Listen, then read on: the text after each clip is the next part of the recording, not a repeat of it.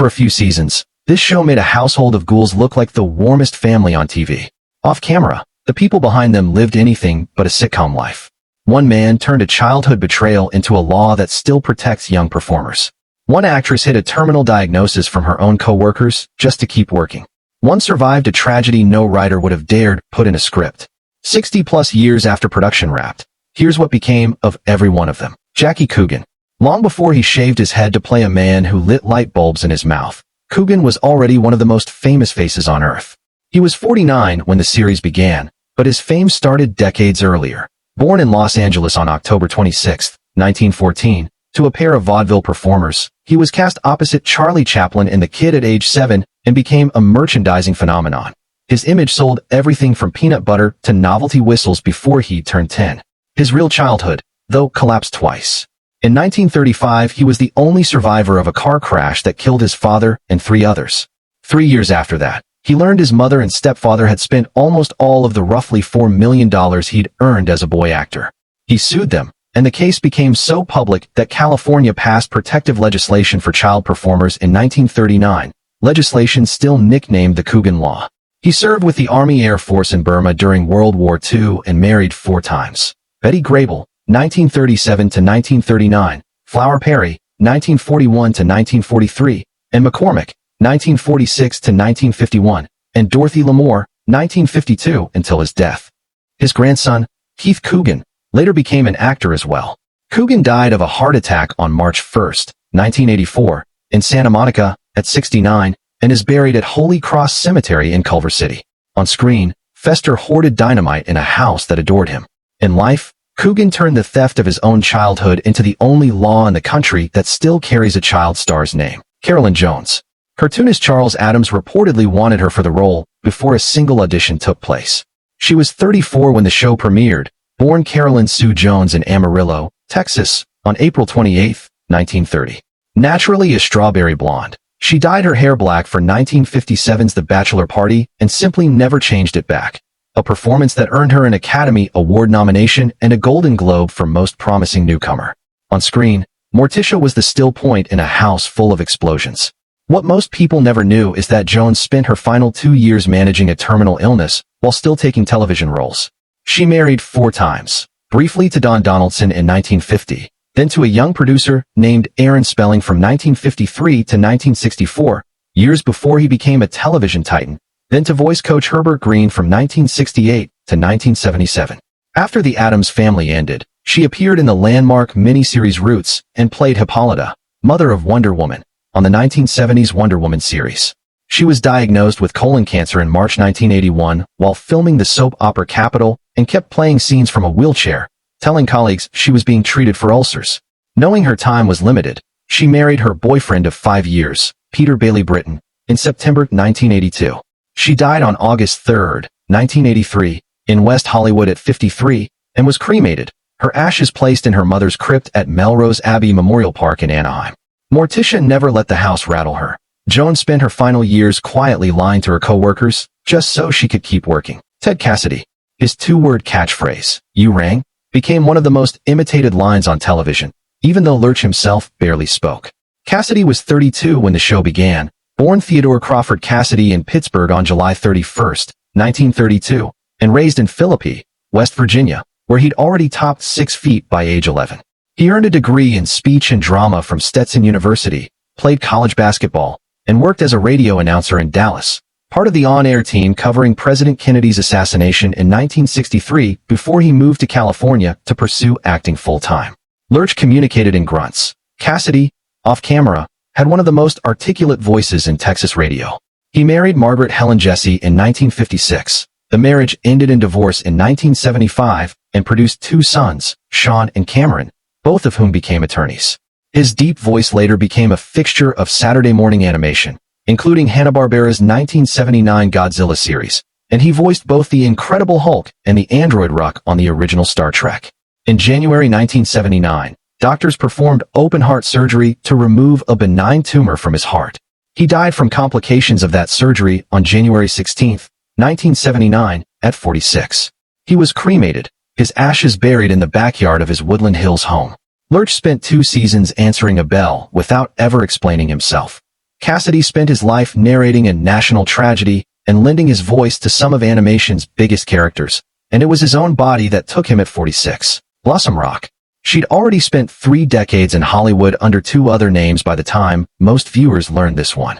She was 69 when the show premiered, born Edith Marie Blossom McDonald in Philadelphia on August 21, 1895, the older sister of movie star and singer Jeanette MacDonald. She started in vaudeville, worked for years as Marie Blake in over 100 MGM films, mostly uncredited, and only returned to her birth name in the 1950s. Grandmama cackled over a cauldron and never seemed to age. Rock had already lived a full career before viewers ever met her in that role. Fewer people know that her final decade was largely silent. In December 1967, a year after the show ended, a stroke took her speech and kept her from reuniting with her castmates for the 1977 special Halloween with the new Addams Family, though she reportedly watched it from her bed at the motion picture and television country home and hospital where she'd moved permanently. She married her vaudeville partner, Clarence Warren Rock, in 1926. He died in 1960, and the couple never had children. She died on January 14, 1978, at 82, and was interred at Forest Lawn Memorial Park in Glendale. Grandmama's rasping cackle was half the joke on the show. Rock spent her last decade with no voice at all, watching her old castmates reunite on television from a hospital bed, unable to say a word back. Margaret Hamilton. Audiences had already been afraid of her for a quarter century before she stepped onto this set. She was 61 when she first appeared, in 1965, born Margaret Brainerd Hamilton in Cleveland on December 9, 1902, and trained as a kindergarten teacher before acting took over her life. By 1939, she'd become the most recognizable villain in American film as the Wicked Witch of the West in The Wizard of Oz. Hester Frump was a minor mother-in-law joke appearing in just 3 episodes. Hamilton had already given a generation of American children nightmares. Producers reportedly wanted her for the far witchier role of Grandmama Addams and offered it to her first. She turned it down and took the smaller Frump role instead, reportedly wearing the same dress from her Wizard of Oz costume more than 2 decades later. That earlier film had nearly ended her career for a much darker reason. On December 23, 1938, during the witch's fiery exit from Munchkinland, a trapdoor failed to open in time, and she suffered 2nd-degree burns to her face and 3rd-degree burns to her hand. She recovered and returned to the set on one condition: no more pyrotechnics. She married Paul Meserve in 1931. The marriage ended in divorce in 1938 and produced 1 son. She later served on the Beverly Hills Board of Education and became a public advocate for spaying and neutering pets, appearing in PSAs with her own cat. In declining health, she moved to a retirement community in Salisbury, Connecticut, and died there of a heart attack in her sleep on May 16, 1985, at 82. The Wicked Witch melted at the end of her film. Hamilton outlasted the fire that nearly ended her career, outlasted the witch herself, and was still taking small television roles the decade she died. Ken Weatherwax. He spent more of his life running from this role than most people realized.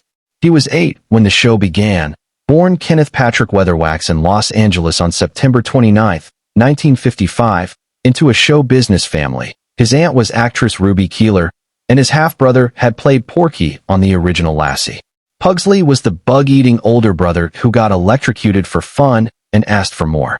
Weatherwax appeared in all 64 episodes without missing one. What the reruns never show is that he later said he was expelled from 6 or 7 schools over the teasing that came with playing a character named Pugsley, and he enlisted in the army at 17, partly to get away from it. He returned once, playing an older, more muscular Pugsley in the 1977 reunion special Halloween with the new Addams Family. Beyond that, typecasting kept steady acting work scarce, so he moved behind the camera, working as a grip and set builder around Hollywood, and stayed close for the rest of his life with his on-screen sister, Lisa Loring, appearing with her at Addams Family fan events for decades. He died of a heart attack at his home in West Hills, California, on December 7, 2014, at 59, and was interred at Valhalla Memorial Park Cemetery in North Hollywood. Pugsley never once complained about the family that raised him. Weatherwax spent years quietly resenting the name that made him famous, then spent the rest of his life showing up for the people who shared it with him. Felix Silla. His entire performance rested on the fact that no viewer ever saw his face. He was 27 when Cousin Itt was introduced partway through the run, born Felice Antonio Silla in Rocca Cassao, Italy, on January 11, 1937. He arrived in the United States in 1955 speaking no English and joined the Ringling Brothers and Barnum and Bailey Circus, where he learned the language along with bareback riding, trapeze work, and tumbling. Cousin Itt communicated in a mumble only the Addamses understood. Silla went on to build an entire career being understood by everyone despite never showing his face. Few viewers knew the floor-length hairpiece covering him from head to toe was made of real human hair, or that he became one of Hollywood's most in-demand performers in costume, later playing a hang-gliding Ewok in Return of the Jedi and the robot Twiki in Buck Rogers in the 25th century. He married Sue Silla, also a little person, in 1965, and they stayed married until his death, raising 3 children, Bonnie, Michael, and Diana. His son Michael died at 45, a year before his father. Silla died of pancreatic cancer in Las Vegas on April 16, 2021, at 84. Cousin Itt never said a clear word and never needed to. Silla spent 6 decades as one of Hollywood's most recognizable performers, while showing almost no one his actual face, outliving nearly the entire original cast. John Astin. The last surviving member of the original cast, John Astin played the cigar-chewing patriarch, hopelessly in love with his own wife. He was 34 when the show premiered, born John Allen Astin in Baltimore on March 30, 1930, and had studied mathematics at Johns Hopkins University before theater pulled him away entirely. A small role in West Side Story in 1961 preceded Gomez by 3 years. Gomez kissed his way up Morticia's arm whenever she spoke French and blew up model trains for fun.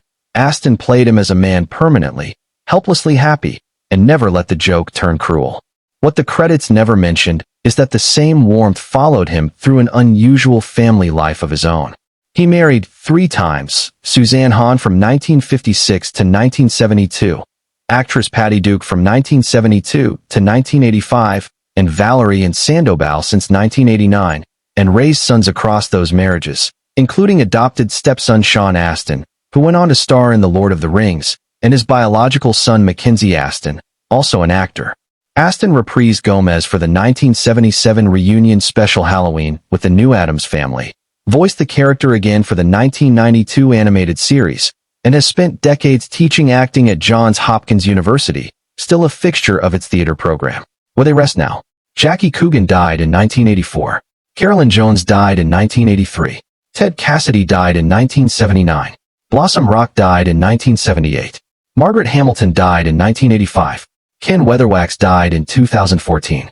Felix Silla died in 2021. Lisa Loring died in 2023. John Astin, now 96, has outlived every one of them, and is still teaching, still working, still married to the woman he wed 37 years ago. On screen, Gomez was the one father on 1960s television who thought his family's strangeness was the whole point. In life, Astin has spent 6 decades as the last man standing from a house built entirely on jokes about death, and has, so far, simply refused to be the next punchline. The show aired its final new episode on April 8, 1966, after 64 episodes across 2 seasons on ABC. Today, 8 of the 9 faces from that original opening title card are gone. One in a Culver City cemetery beside the fortune he spent his life protecting for other kids. One in her mother's crypt in Anaheim. One buried in his own backyard. One silent in Glendale after a decade without a voice. One in a Connecticut retirement community, remembered for a role that wasn't even her most famous. One in North Hollywood, having finally outrun the name that once haunted him. One in Las Vegas, the last costumed performer behind a face the world never saw. And one in Burbank, in her own daughter's arms. John Astin is in Baltimore, 96 years old, teaching students who weren't alive when the show first aired. The real Victorian house used in that first episode still stands today on Chester Place in Los Angeles, now part of a university campus, still recognizable to anyone who remembers the show's opening 60-plus years later.